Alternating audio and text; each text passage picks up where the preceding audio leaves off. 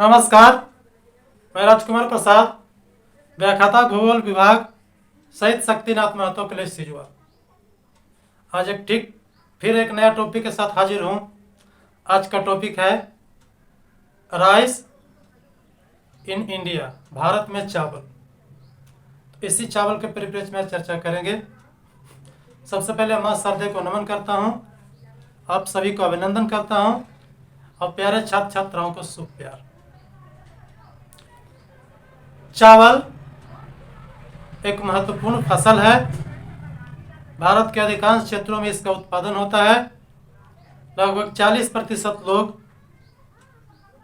चावल से अपना जीवन बसर करते हैं। भारत में रहने वाले लोग लगभग 40% या उससे भी अधिक लोग चावल से अपना पेट भरने का काम करते हैं, जीवन यापन का काम करते हैं।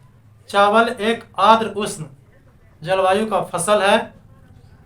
यह फसल धान के रूप में तैयार किया जाता है और धान से भूसा निकालकर, भूसा को अलग हटाकर पुनः चावल में परिवर्तित किया जाता है, चावल तैयार किया जाता है।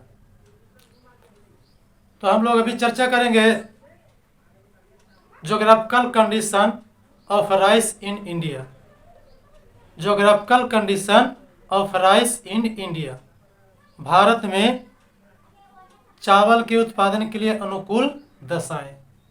भारत में चावल के उत्पादन के लिए अनुकूल दशाएं।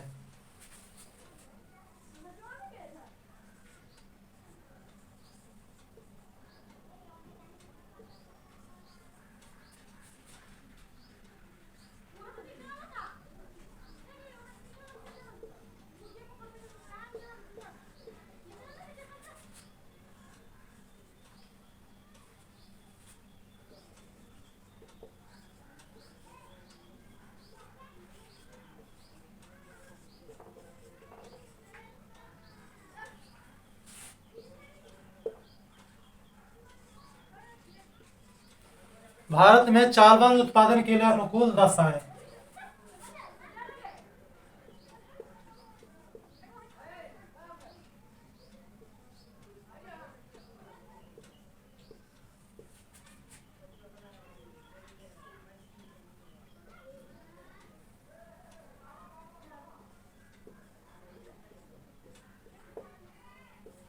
भारत में चावल उत्पादन के अनुकूल दशाएं।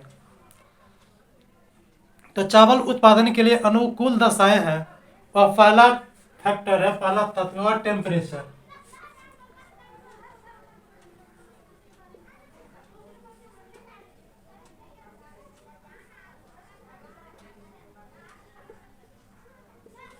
तापमान।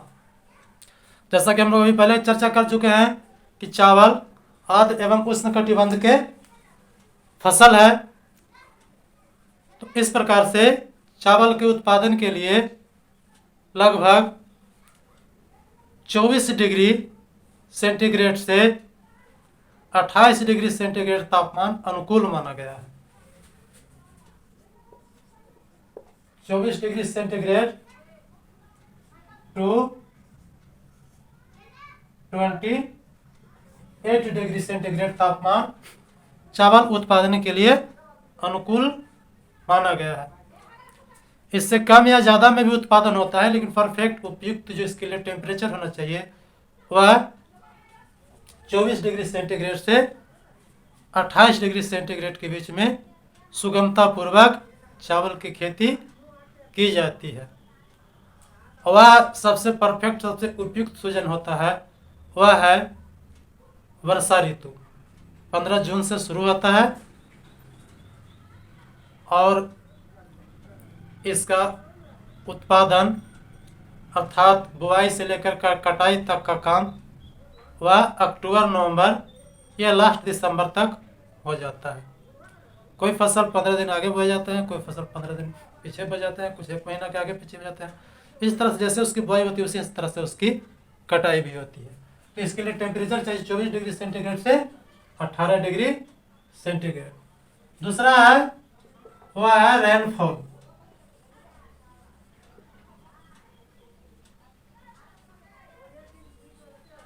वर्षा।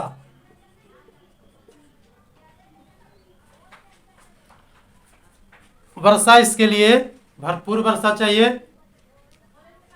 कहा जाता है कि यह फसल पानी में ही बोया जाता है और लगभग इसकी आयु है, उस आयु की 90% इसका जीवन काल पानी में ही होता है। पानी में ही बुआई होता है, पानी में ही बढ़ता है, आगे बढ़ता है और इस तरह से लगभग उसका 90% जीवन पानी में ही बीतता है। कटाई होने से 5 दिन पहले, 10 दिन पहले, 20 दिन पहले सुखाया जाता है ताकि ज़मीन गीला न रहे। तो इस प्रकार से 15-20 दिन पहले सुखाया जाता है, पुनः उसको कटाई होती है। तो इस तरह से पर्याप्त वर्षा चाहिए। इसके लिए उपयुक्त वर्षा माना गया है 100 सेंटीमीटर से 200 सेंटीमीटर। चावल के उत्पादन के लिए 100 सेंटीमीटर से 200 सेंटीमीटर वर्षा उपयुक्त माना गया है, परफेक्ट माना गया है। जहाँ वर्षा कम होती है उस क्षेत्र में सिंचाई के द्वारा भी इसका उत्पादन किया जाता है। वह सिंचाई कुआं के द्वारा, बोरवेल के द्वारा, नलकूप के द्वारा, नहर के द्वारा, ये अन्य जो भी सिंचाई के साधन है उस सिंचाई के द्वारा भी इसका उत्पादन किया जाता है। तीसरा जो प्रमुख फैक्टर है वह है सॉइल।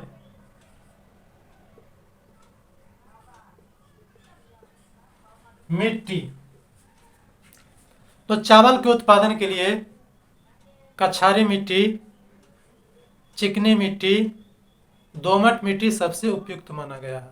हालांकि काली मिट्टी में भी चावल का खेती होती है, चावल का उत्पादन होता है, लेकिन चावल के उत्पादन के लिए चिकनी दोमट मिट्टी सबसे परफेक्ट, सबसे उपयुक्त और सबसे बेहतर माना गया है। कहा गया है जिस मिट्टी में जितना ही ज़्यादा जल धारण करने की क्षमता होती है उतना ही ज़्यादा चावल का अच्छा फसल होता है। जो दोमट मिट्टी है, हम लोग गांव के भाषा में उसको केवाल मिट्टी भी कहते हैं। एक कहावत है कि असल के बेटी और केवाल की खेती कभी धोखा नहीं देता है। तो इस तरह से केवाल की खेती में एक बार पानी भर दिया जाए तो 10 दिन, 15 दिन, 8 दिन के लिए निश्चिंत किसान रहता है, पुनः 8 दिन के बाद उसमें भरता है। तो इस तरह से वह सबसे परफेक्ट, सबसे उपयुक्त माना गया है। जिस मिट्टी में जितना ही अधिक जल धारण करने की क्षमता होती है वह उतना ही सबसे उपयुक्त, सबसे परफेक्ट और सबसे बेहतर माना गया है। इसके बाद नेक्स्ट जो फैक्टर है वह है लेबर।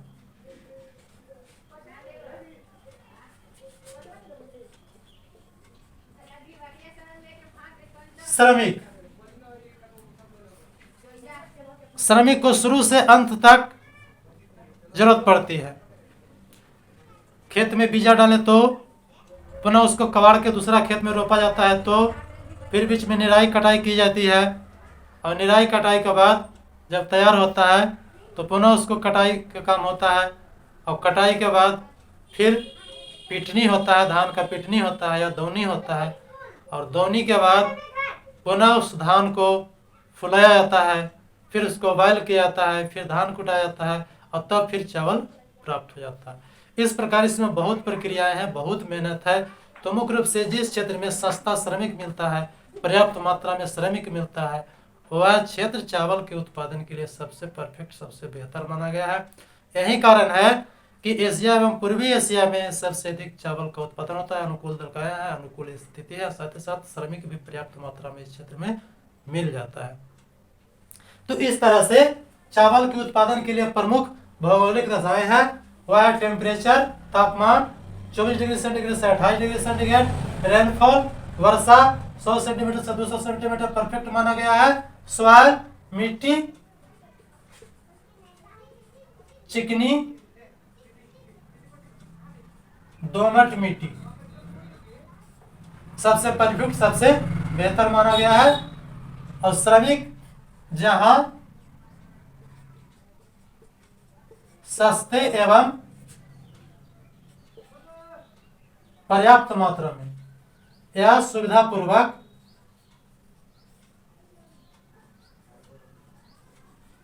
सुविधापूर्वक आसानी से श्रमिक मिल जाते हैं, उस क्षेत्र में सबसे परफेक्ट, सबसे उपयुक्त और सबसे बेहतर ढंग से चावल का उत्पादन किया जाता है। तो प्रायः क्वेश्चन में आता रहता है कि चावल के उत्पादन के लिए अनुकूल भौगोलिक दशाओं का वर्णन करें। तो सबसे पहले चावल का इंट्रोडक्शन थोड़ा सा हम लोग चर्चा कर लेंगे कि जैसा कि हम लोग पहले चर्चा कर चुके हैं, चावल एक आदर्श फसल है। धान को तैयार करके उससे भूसा से निकाल करके तैयार किया जाता है। भारत के अधिकांश लोगों को भरण पोषण का काम चावल से होता है। और तब फिर इसका हम अनुकूल भौगोलिक दशाओं का चर्चा करेंगे। इसके बाद नेक्स्ट टॉपिक हम लोग चर्चा करेंगे प्रोडक्शन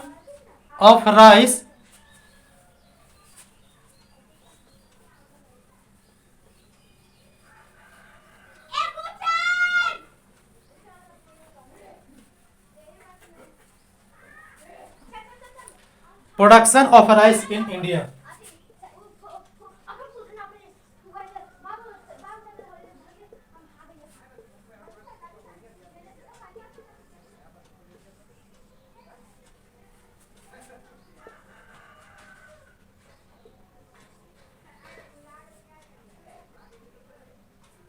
प्रोडक्शन एरिया कर दीजिएगा, production area rice in India. Bharat में चावल का उत्पादन क्षेत्र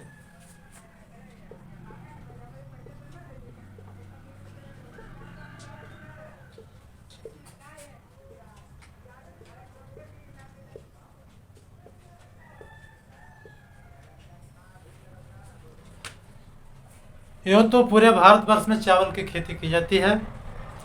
जहाँ भी जल पर्याप्त मात्रा में मिलता है, सभी अनुकूल दशाएं स्थिति है, लेकिन फिर भी कुछ क्षेत्र में इसका विशेष उत्पादन होता है। और विशेष उत्पादन वाला जो क्षेत्र है, पहला है वह है पश्चिमी बंगाल।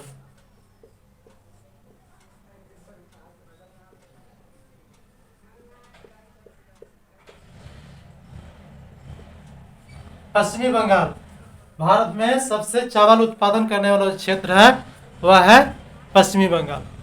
और पश्चिमी बंगाल के भी कुछ क्षेत्र है, वह है जैसे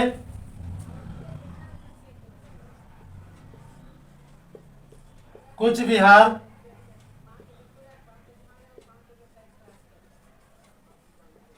जलपाईगुड़ी,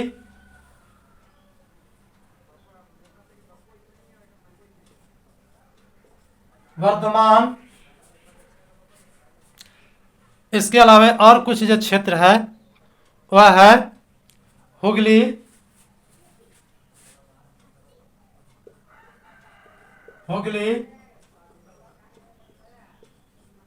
दिनाजपुर,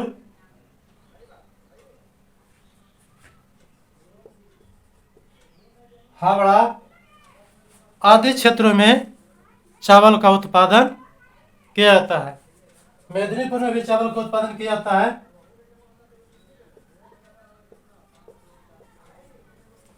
इस तरह से जैसा कि हम लोग जानते हैं कि जब जल भरी हवाएं चलती है तो हिमालय पर्वतमाला का क्षेत्र, गैरो खासी और जयंतीय की पहाड़ियां हैं मेघालय में, उस क्षेत्र में रोक कर वर्षा करती है। सबसे ज़्यादा वर्षा उस क्षेत्र में होती है। और उसके बाद दूसरा सबसे अधिक क्षेत्र जो कहीं वर्षा होती है वह पश्चिमी बंगाल है। यही कारण है कि पश्चिमी बंगाल में पर्याप्त मात्रा में वर्षा होती है और इस तरह से चावल यहाँ पर्याप्त मात्रा में उत्पादन किया जाता है। इसका जो दूसरा प्रमुख क्षेत्र है वह है तमिलनाडु।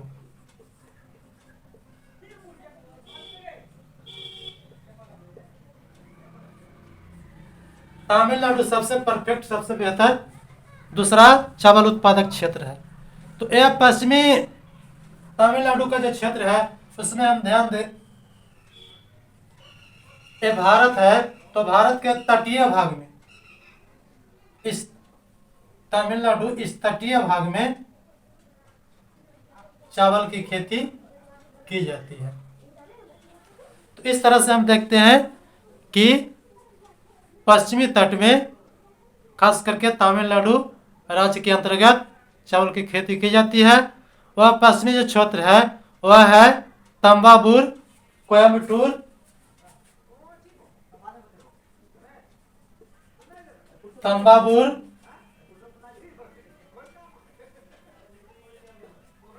कोयम्बटूर और एक है कुडालोर।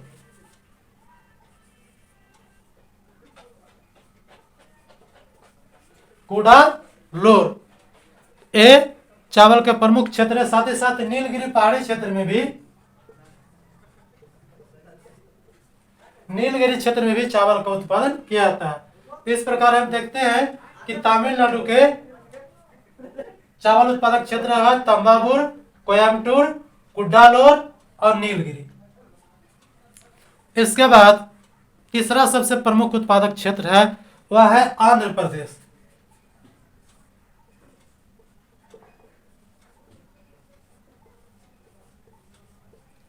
आंध्र प्रदेश जिस तरह से हम लोग देखें कि पश्चिमी तट में तमिलनाडु भाग में चावल का खेती होती है, उसी तरह से पूर्वी तट में इस भाग में आंध्र प्रदेश में चावल की खेती होती है। और आंध्र प्रदेश का जो मुख्य क्षेत्र है वह है विशाखापट्टनम जो बंदरगाह क्षेत्र है, नीलौर, कडप्पा, कुर्नूल, अनंतपुर, पूर्वी एवं पश्चिमी गोदावरी। इस तरह से हम देखते हैं विशाखापट्टनम,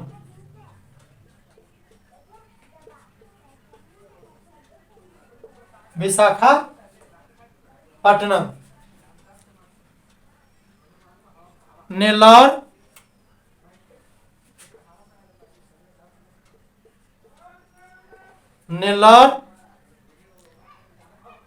चित्तूर,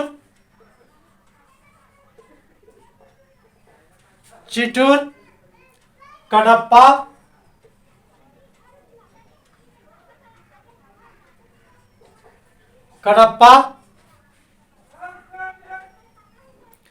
कुर्नूल,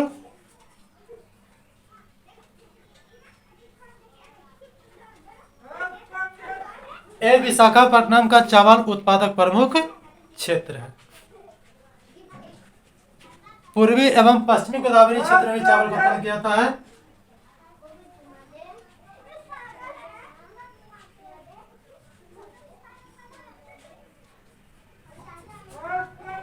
पूर्वी एवं पश्चिमी गोदावरी क्षेत्र में भी चावल की खेती की जाती है। तो इस तरह से पश्चिमी बंगाल, तमिलनाडु, आंध्र प्रदेश। आगे जो प्रमुख चावल उत्पादन राज्य है वह है असम।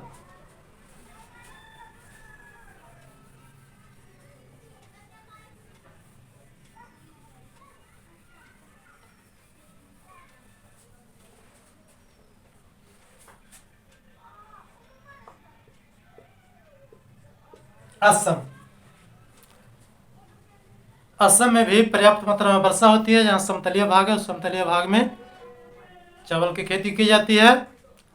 असम का जो मुख्य क्षेत्र है वह है गोलपाड़ा,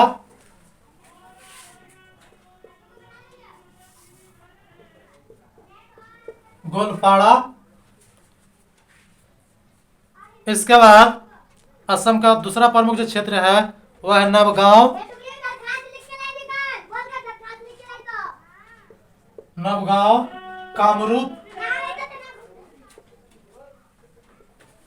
कामरूप, दरांग,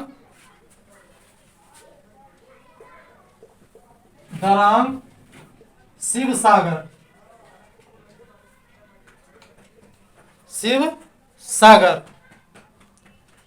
इसके बाद लखीमपुर, उत्तर प्रदेश का लखीमपुर खीरी नहीं, यह असम का क्षेत्र है लखीमपुर। इस तरह से असम में चावल का प्रमुख उत्पादक क्षेत्र है गोलपाड़ा, नवगांव, कामरूप, दरांग, शिवसागर और लखीमपुर। कहा जाता है कि कामाख्या देवी का जो मंदिर है वहाँ 360 क्यारियां बनाया गया है और उस प्रत्येक दिन उसमें धान बोया जाता है और एक खेत में प्रत्येक दिन बोया जाता है और दूसरा खेत में प्रत्येक दिन काटा जाता है। इस तरह से 360 दिन का साल होता है और प्रत्येक 360 प्रत्येक दिन किसी क्षेत्र में बुआई हो रहा है तो किसी क्षेत्र में कटाई हो रहा है, किसी क्षेत्र में निकाई हो रहा है। प्रत्येक दिन कटता है, प्रत्येक दिन उसका चावल का भोग लगता है। इस प्रकार अन्य क्षेत्रों में कहीं चावल का 2 फसल लिया जाता है तो कहीं 3 फसल लिया जाता है। तो इस तरह से विभिन्न क्षेत्रों में चावल की प्रमुखता। चावल का लगभग 300 वैरायटी है, 300 प्रकार के चावल होते हैं। इसके बाद 5वां प्रमुख जो क्षेत्र है वह है बिहार। बिहार के अंतर्गत भी चावल पर्याप्त मात्रा में खेती होती है। वह क्षेत्र है गया, मुंगेर, मुजफ्फरपुर,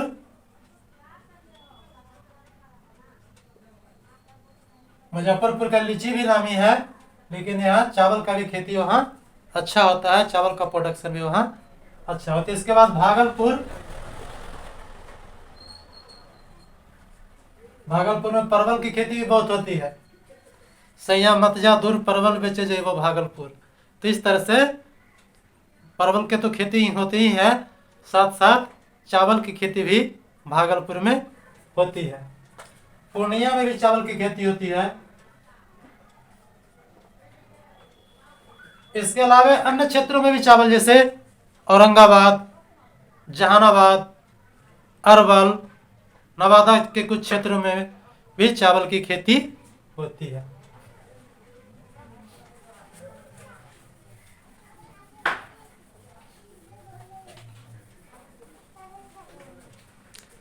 नेक्स्ट जो क्षेत्र है वह है उत्तर प्रदेश।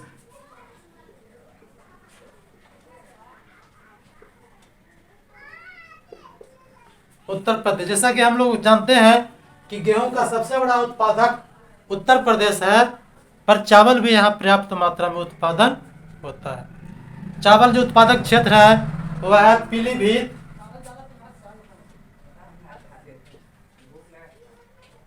पीलीभीत, सहारनपुर, देवरिया,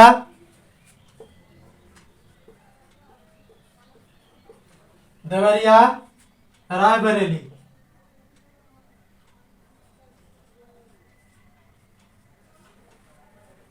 रायबरेली क्षेत्र जहां से सोनिया गांधी चुनाव लड़ती है।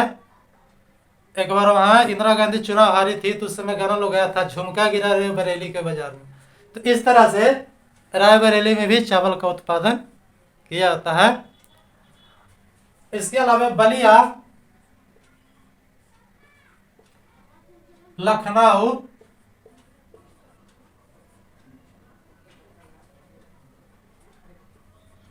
बलिया, लखनऊ में भी चावल की खेती होती है। इस तरह से उत्तर प्रदेश के प्रमुख चावल उत्पादक क्षेत्र है वह है पीलीभीत, सहारनपुर, देवरिया, रायबरेली, बलिया और लखनऊ। बिहार के मुख्य चावल उत्पादक क्षेत्र गया, मुंगेर, मुजफ्फरपुर, भागलपुर, पूर्णिया। असम का मुख्य उत्पादक चावल उत्पादक क्षेत्र गोलपाड़ा, नौगांव, कामरूप, दरांग, शिवसागर और लखीमपुर। इसके बाद जो अगला स्थान है वह महाराष्ट्र का।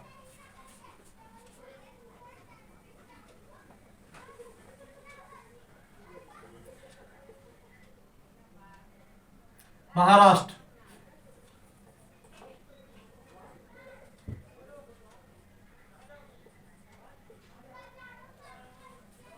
महाराष्ट्र और कई दृष्टिकोण से महत्वपूर्ण है। महाराष्ट्र में ही है मुंबई, जिसे गेटवे ऑफ इंडिया के नाम से जाना जाता है, भारत के द्वार के नाम से जाना जाता है। उस क्षेत्र को आर्थिक राजधानी भी कहा जाता है। इसके साथ साथ चावल के उत्पादन के दृष्टिकोण से भी यह क्षेत्र बिल्कुल ही महत्वपूर्ण है। चावल के उत्पादन मुख्य रूप से थाने, रत्नगिरी, थाने, रत्नगिरी। इसके अलावे जो प्रमुख चावल के उत्पादन क्षेत्र है वह है कोकण तट।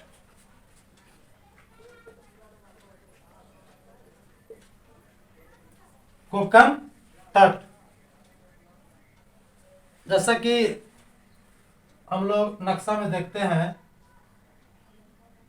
तो ये जो क्षेत्र है महाराष्ट्र का एक कोंकण तटीय भाग में इसी क्षेत्र में विशेष रूप से चावल की खेती की जाती है। आगे हम लोग चर्चा करेंगे, जो नेक्स्ट क्षेत्र है वह है कर्नाटक।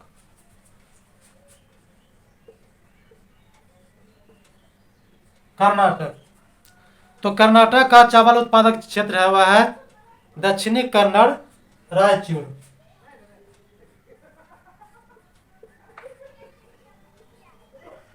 दक्षिणी कन्नड़, रायचूर।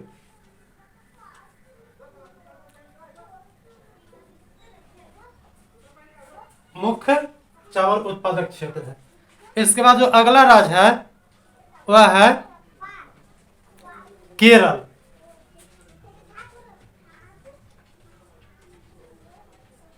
केरल, केरल भी चावल का उत्पादन किया जाता है।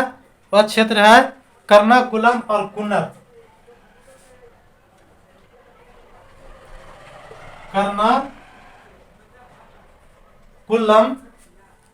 कर्नाकुलम और कन्नूर, इस तरह से केरला का चावल मुख्य उत्पादक क्षेत्र है।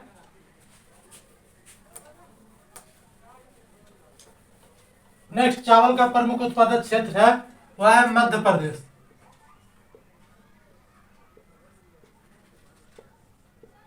मध्य प्रदेश, मध्य प्रदेश का जो मुख्य क्षेत्र है वह है जबलपुर, बालाघाट,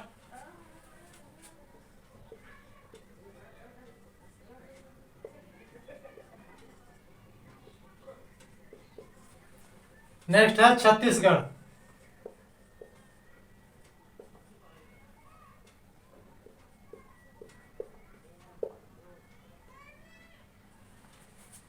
छत्तीसगढ़, तो छत्तीसगढ़ में भी चावल का उत्पादन होता है पर्याप्त क्षेत्र में, इसलिए छत्तीसगढ़ को चावल का डलिया या चावल का कटोरा भी कहा जाता है।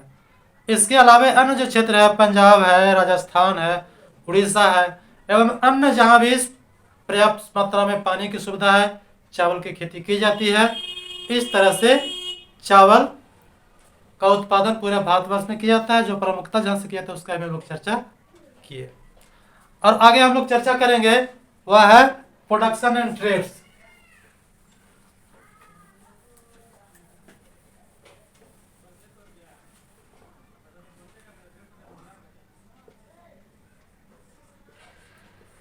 ट्रेड्स, व्यापार।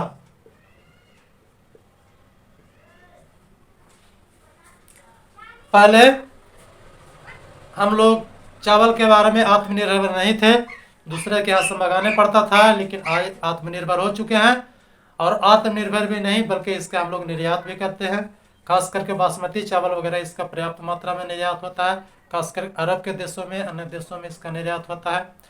और भारत के अन्य क्षेत्रों में, जिस क्षेत्र में चावल कम होती है, जैसे झारखंड में भी चावल की खेती होती है लेकिन झारखंड में कम मात्रा में चावल की होती है, तो दूसरे क्षेत्र से पश्चिमी बंगाल से, उत्तर प्रदेश से जहाँ भी अधिक चावल की, उसी तरह से अन्य भागों में, अन्य क्षेत्रों में भी जहाँ चावल की कम खेती होती है वहाँ दूसरे क्षेत्र से चावल मंगाया जाता है।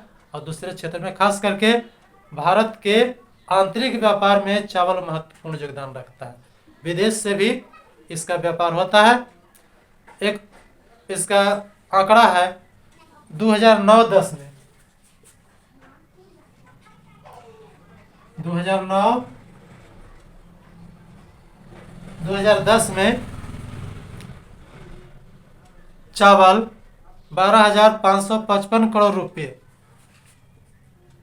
12,555 करोड़ रुपए